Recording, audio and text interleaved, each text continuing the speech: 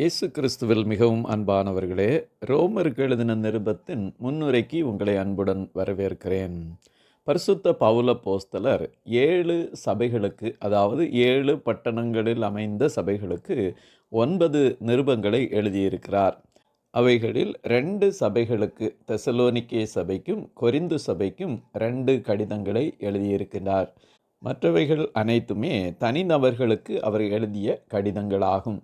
இதில் ரோமாபுரிக்கு எழுதின கடிதம் மிக முக்கியமான கடிதம். ஏனென்றால் ரோமாபுரி அன்றைய காலகட்டத்திலே உலகத்தின் தலைநகரம் என்று அழைக்கப்படும் அளவுக்கு முழு உலகத்தோடும் தொடர்பு கொண்ட ஒரு தலைநகர பட்டணமாக காணப்பட்டது.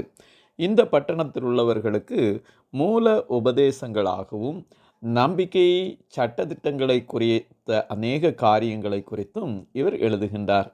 பரிசுத்த பவுல் அப்போஸ்தலர் மிக சிறந்த வேத பண்டிதர். அதோடு கூட எபிரேயம், கிரேக்கு, சிரியா, எகிப்து, அரமேயு, லத்தீன் இப்படி பல மொழிகளை அறிந்த பன்மொழி புலவராகவும் காணப்பட்டார். சட்டதிட்டங்களின் அடிப்படையிலே சனகரிப் சங்கத்திலே இவருக்கு தொடர்பு இருந்தபடியினாலே வேத பிரமாணத்துக்கு அடுத்த சட்டதிட்டங்களும் பரிசேயருக்கு அடுத்த சட்டதிட்டங்களையும் அவர் அறிந்திருந்தார்.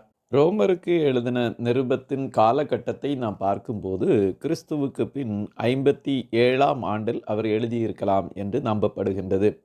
இந்த ரோமருக்கு எழுதின நிருபம் 16 அதிகாரங்களையும் 433 வசனங்களையும் கொண்டது. ரோமாபுரி சபையை பரிசுத்த பவுல் அப்போஸ்தலர் ஸ்தாபிக்கவில்லை, நிறுவவில்லை, அல்லது சென்று சந்திக்கவும் இல்லை. ஆனால் தான் அறியாத ஒரு சபைக்கு தான் இந்த கடிதத்தை எழுதுகின்றார். நேரிடையாய் சந்திக்கவில்லை என்றாலும் அங்குள்ள அநேக தலைவர்களையும் அங்குள்ள மூப்பர்களையும் அவர் அறிந்திருந்தார் என்பதை இறுதி அதிகாரத்திலே அவர்களுடைய பெயர்களை குறிப்பிட்டு சொல்லி அவர்களுக்கு இந்த கடிதத்தை எழுதுகின்றார். ரோமாபுரி சபையானது அப்போஸ்தலர் 2ஆம் அதிகாரத்தில் உள்ள பெந்தேகோஸ்து நாளிலே நிறுவப்பட்டிருக்கலாம். ஏனென்றால் ரோமாபுரியிலிருந்தும் அநேக யூதர்களும் யூத மார்க்கத்தை அமைந்தவர்களும் அங்கு வந்திருந்தார்கள். அவர்கள் ஞானஸ்நானம் பெற்று கிறிஸ்துவை இரட்சகராக ஏற்றுக்கொண்டு தாங்கள் கடந்து சென்ற அந்த ரோமாபுரி பட்டணத்திலே சபையை ஆரம்பித்திருக்கலாம். அதன் மூலம் அநேக யூதர்களும் யூதர் அல்லாதவர்களும் அந்த சபையிலே இணைந்திருக்கின்றார்கள். ஆனால் கிறிஸ்துவுக்கு பின் 49 யூதர்கள் அனைவரும் கிட்டத்தட்ட 40,000 யூதர்களை கிலவுதியு ராயன் அந்த பட்டணத்தை விட்டு அனுப்பிவிடுகின்றார். அப்போது ஒரு யூத விசுவாசிகள் கூட அங்கு இல்லாதபடி மாறிவிட்டது. ஆனால் புறஜாதியாரை சேர்ந்தவர்கள், இயேசு கிறிஸ்துவை ஏற்றுக்கொண்டவர்கள் திருச்சபையின் பொறுப்புகளை ஏற்றுக்கொண்டார்கள். அதன் பின்பு கிட்டத்தட்ட 5 வருடங்களுக்கு பின்பு கிலவுதி ராயனுக்கு அடுத்தபடியாக நீரோ ராயன் பொறுப்பிற்கு வருகின்றார். அங்கு வியாபாரங்கள் மிகவும் நலிந்து காணப்பட்டபடியினாலே மிகுந்த சிறந்த வியாபாரிகளான யூதர்களை திரும்பவும் ரோமாபுரிக்கு அழைக்கின்றார். அப்படி யூதர்கள் வரும்போது கிறிஸ்தவ யூதர்கள் திரும்பவுமாய் அந்த திருச்சபைகளுக்குள்ளாய் கடந்து செல்லும்போது மக்கள் ஏற்றுக்கொள்ளவில்லை. ஏற்றுக்கொள்ளாத ஒரு சூழ்நிலையிலேயே திருச்சபையானது ரோமாபுரியிலே யூதர்கள் தனியாகவும் புறஜாதியார் தனியாகவும் பிரிந்திருந்தார்கள். இப்படி பிரிந்திருந்த மக்களுக்கு என்ன செய்தி சொல்ல வேண்டும் என்பதை பரிசுத்த ஆவியானவருடைய துணையோடு கூட ரோமருக்கு எழுதின நிருபம் எழுதப்பட்டது. 1 8ஆம் அதிகாரம் வரைக்கும் சுவிசேஷத்தின் படைப்பை பற்றியும் 9 11 வரைக்கும் தேவனுடைய திட்டத்தின்படி இஸ்ரவேல் என்னது என்பதை குறித்தும் 12 15ஆம் அதிகாரம் வரைக்கும் கிறிஸ்தவ வாழ்வுக்கான அறிவுரையை குறித்தும் இந்த புத்தகத்திலே நாம் வாசிக்க முடிகின்றது. ரோமருக்கு எழுதின நிருபத்திலே முக்கியமாக 7 சிறப்பு அம்சங்களை நாம் பார்க்க முடியும். பரிசுத்த பவுலின் சிறந்த ஒழுங்குமுறைப்படி எழுதப்பட்ட நிருபம் ரோம நிருபமாகும். இதிலே வேத சாஸ்திரங்கள் அதிகமாக அடங்கிய நிருபமாக காணப்படுகின்றது.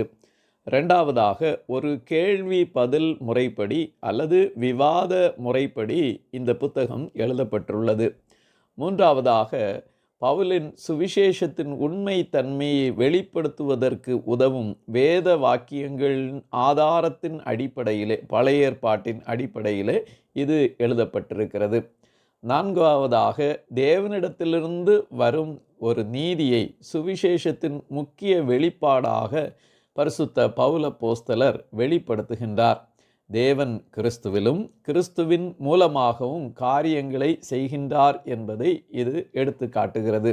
ஐந்தாவதாக, பாவம் என்பது மனிதனின் மீறுதலினால் உண்டானது என்றும், பாவத்தின் உண்மைத்தன்மையானது ஆதாமின் வீழ்ச்சி முதலாய் எல்லா மனிதருடைய இருதயங்களிலும் வந்து பாவம் செய்யக்கூடிய இயற்கையான சுபாவம் உண்டு என்ற இரு வகை தன்மைகளையும் தெளிவுபடுத்துகின்றார். ஆறாவதாக, 8ஆம் அதிகாரமானது விசுவாசியினுடைய வாழ்க்கையில் பரிசுத்த ஆவியானவர் எப்படி செயலாற்றுகின்றார் என்பதை தெளிவுபடுத்தும் 8வது அதிகாரமாக காணப்படுகின்றது. ஏழாவதாக, ரோமர் நிருபம் வேதாகமத்தில் யூதர்கள் இயேசுவை புறக்கணித்தது பற்றியும், இஸ்ரவேல் ஜனத்துக்கு கடைசியாக திரும்பி வரக்கூடிய பூரண மீட்பின் திட்டத்தை தேவன் வைத்திருக்கிறார் என்பதை குறித்தும் 9லிருந்து 11ஆம் அதிகாரம் வரைக்கும் சொல்லுகின்றார். நம்முடைய வாழ்க்கைக்கு தேவையான அநேக காரியங்களை ரோமருக்கு எழுதின நிருபத்திலிருந்து நாம் கற்றுக்கொள்ளலாம். சில காரியங்களை உங்களோடு பகிர்ந்து கொள்ளுகின்றேன். முதலாவதாய், விசுவாசத்தினால் உண்டாகும் நீதியை குறித்து 8ஆம் அதிகாரத்தின் 1வது வசனத்திலே, கிறிஸ்து இயேசுக்குட்பட்டவர்களாயிருந்து மாம்சத்தின் நடவாமல் ஆவியின்படி நடக்கிறவர்களுக்கு ஆக்கினை தீர்ப்பு இல்லை என்று ஆண்டவருடைய வசனம் நமக்கு சொல்லி, இயேசுக்கு உட்பட்டவர்களாய் நாம் வாழ வேண்டும். இயேசு கிறிஸ்துவே இல்லாவிட்டால் நமக்கு ரட்சிப்பு இல்லை. நம்முடைய மாம்சத்தின் செயல்களினாலே நமக்கு எந்த விதத்திலும் மீட்பு இல்லை என்பதை தெளிவுபடுத்துகின்றார். இரண்டாவதாக, 8ஆம் அதிகாரத்தின் 28வது வசனத்திலே, அவருடைய தீர்மானத்தின்படி அழைக்கப்பட்டவர்களாய் தேவனிடத்தில் அன்பு கூறுகிறவர்களுக்கு சகலமும் நன்மைக்கு ஏதுவாக நடக்கிறது என்று சொல்லப்பட்டிருக்கிறது. ஆகவே நம்முடைய வாழ்க்கையிலே எது நடந்தாலும் நாம் கர்த்தர் மேல் அன்பு கூர்ந்து நடப்போம் என்றால் நமக்கு நன்மைக்காகவே ஆண்டவர் அவற்றை அனுமதிக்கின்றார் என்பதை கற்றுக்கொள்கின்றோம். மூன்றாவதாக, ஆண்டவர் தம்முடைய சொந்த குமாரனான இயேசு கிறிஸ்துவாகிய இரட்சகரை நமக்கு கொடுத்தவர். எல்லா நன்மைகளையும் நமக்கு தருவார் என்பதை 8ஆம் அதிகாரத்தின் 32வது வசனத்திலே, தம்முடைய சொந்த குமாரன் என்றும் பாராமல் நம் எல்லாருக்காகவும் அவரை ஒப்பு கொடுத்தவர், அவரோடே கூட மற்ற எல்லாவற்றையும் நமக்கு அருளாதிருப்பது எப்படி என்ற கேள்வியோடு கூட ஆண்டவர் நமக்கு தர இருக்கிறார் என்பதை அறிந்து கொள்ளுகின்றோம். நான்காவதாக, இயேசு கிறிஸ்துவை குறித்து கேள்விப்படாத மக்களுக்கு நற்செய்தியை அறிவிப்பதும் அறிவிப்பதற்கு ஆட்களை அனுப்புவதும் மிக முக்கியமான பணி என்பதை இந்த வசனங்கள் நமக்கு தெளிவுபடுத்துகிறது. ரோமருக்கு எழுதின நிருபம் 10ஆம் அதிகாரம் 13லிருந்து 15வது வசனம் வரைக்கும் உள்ள பகுதியிலே, கர்த்தருடைய நாமத்தை தொழுது கொள்கிற எவனும் இரட்சிக்கப்படுவான் என்றும், அனுப்பப்படாவிட்டால் எப்படி பிரசங்கிப்பார்கள், சமாதானத்தை கூறி நற்காரியங்களை சுவிசேஷமாய் அறிவிக்கிறவர்களுடைய பாதங்கள் எவ்வளவு அழகானவைகள் என்று எழுதியிருக்கிறதே. இப்படி இயேசு கிறிஸ்துவின் நற்செய்தியை அறிவிப்பது நம் ஒவ்வொருவருடைய தலையாய கடமை என்பதை இந்த ரோமருக்கு எழுதின நிருபம் நமக்கு தெளிவுபடுத்துகின்றது.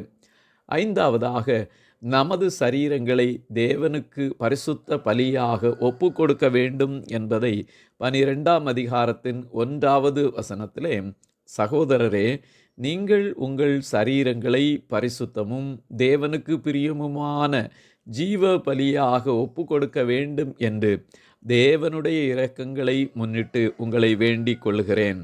இதுவே நீங்கள் செய்யத்தக்க புத்தியுள்ள ஆராதனை. ஆகவே நம்முடைய ஒட்டுமொத்த முழு சரீரத்தையும் ஆண்டவருக்கு ஆராதனை செய்வோம் என்றால் முழுமையாய் ஒப்பு கொடுக்க வேண்டும் என்பதை தெளிவுபடுத்துகின்றது. ஆறாவதாக, நம்முடைய மனம் புதிதாக வேண்டும் என்பதை 12ஆம் அதிகாரம் 2வது வசனத்திலே, இந்த பிரபஞ்சத்திற்கு ஒத்த வேஷம் தெரியாமல் தேவனுடைய நன்மை, பிரியம், பரிபூரணமான சித்தம் இன்னதென்று பகுத்தறியத்தக்கதாக உங்கள் மனம் புதிதாகிறதுனாலே மறுரூபமாகுங்கள். ஆகவே நம்முடைய மனம் புதிதாக வேண்டும் என்பதை வேதம் தெளிவுபடுத்துகின்றது. 7வதாக கர்த்தருடைய வசனத்தின்படியாய் நாம் ஊழியம் செய்ய வேண்டும் என்பதையும், ஆண்டவருடைய வசனத்தை விட்டு வழி விலகி போகக்கூடாது என்பதையும் 12ஆம் அதிகாரத்தின் 6லிருந்து 8ஆம் வசனம் வரைக்கும் நாம் படிக்கின்றோம். 8வதாக அதிகாரங்களுக்கு எதிர்த்து நிற்கக்கூடாது என்பதை 13ஆம் அதிகாரத்தின் 1லிருந்து 7வது வசனம் வரைக்கும் தெளிவுபடுத்தி, தேவனாலேயே அன்றி ஒரு அதிகாரமும் இல்லை, உண்டாயிருக்கிற அதிகாரங்கள் தேவனாலே நியமிக்கப்பட்டிருக்கிறது என்ற ஒரு தெளிவை இந்த வசனங்கள் நமக்கு கொடுக்கின்றன. 9வதாக 13ஆம் அதிகாரத்தின் 8லிருந்து 10ஆம் வசனம் வரைக்கும் உண்மையான அன்புடன் நாம் வாழ வேண்டும் என்றும், ஒருவரில் ஒருவர் அன்பு கூறுகிற கடனே அல்லாமல் மற்றொன்றிலும் ஒருவனுக்கும் கடன்படாதிருங்கள் என்றும் நாம் இந்த பகுதியிலே கற்றுக்கொள்கின்றோம். 10வதாக வேதத்தின் உபதேசங்களுக்கு அப்பாற்பட்டவற்றில் ஒருவரையொருவர் நாம் குறை சொல்லக்கூடாது என்பதை 14ஆம் அதிகாரத்தின் 1லிருந்து 3ஆம் வசனம் வரைக்கும் விசுவாசத்தில் பலவீனம் உள்ளவர்களை சேர்த்து கொள்ள வேண்டும் என்றும், நாம் புசிப்பதிலே குடிப்பதிலே ஒருவருக்கொருவர் நியாயம் தீர்க்கக்கூடாது வேத வசனத்திற்கு அப்பாற்பட்டு என்பதையும் இந்த வசனங்கள் நமக்கு தெளிவுபடுத்துகின்றன. ரோமருக்கு எழுதின நிருபம் நாம் கர்த்தருடைய வசனத்தின் தெளிவை பெற்றுக்கொண்டு வாழ வேண்டும் என்பதை குறித்தும், பிரசங்கித்த சுவிசேஷத்தின் எழுத்துக்கள் எவ்வளவு முக்கியமானது என்பதை பவுல் அப்போஸ்தலன் கூறி, புறஜாதியாரை பற்றி தவறான எண்ணங்களிலே யூதர்கள் வாழக்கூடாது என்றும், யூதர்கள் புறஜாதியாரை குறித்து தவறான எண்ணங்களில் இருக்கக்கூடாது என்றும், கிறிஸ்துவுக்குள் ஒன்றாய் நாம் இணைந்து பிரச்சனைகளை கையாள வேண்டும் என்பதை குறித்தும் ரோமருக்கு எழுதின கடிதத்திலிருந்து கற்றுக்கொள்ளுகின்றோம். ஆகவே பரிசுத்த ஆவியானவருடைய துணையோடு கூட ரோமருக்கு எழுதின நிருபத்தை நாம் படிப்போம், கற்றுக்கொள்வோம், வாழ்க்கையிலே நாம் அப்பியாசப்படுத்துவோம். கர்த்தர் நம் ஒவ்வொருவரையும் ஆசீர்வதிப்பாராக. ஆமேன், ஆமேன், ஆமேன்.